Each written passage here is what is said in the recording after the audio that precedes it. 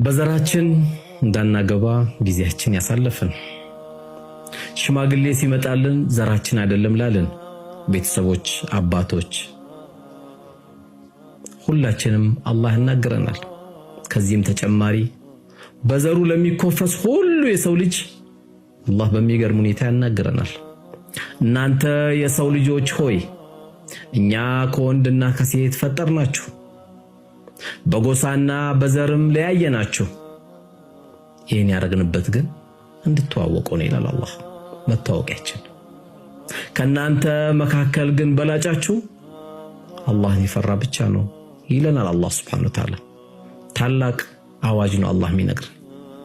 ነብዩም ሰለላሁ ዐለይሂ ወሰለም እንዲህ ይሉናል፣ በዘሩ የሚኮፈስ ከኛ ዘር ውጪ የለም የሚል የሰው ዘርም የሚንቅ ከኛ አይደለም አሉ።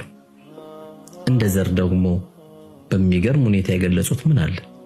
ዘረኝነት ጥንብናት ብለው እንዴት ጋብቻ ያልፈናል? እንዴትስ እንኮፈሳለን? እንዴትስ ከማንም በላይ እንሆናለን?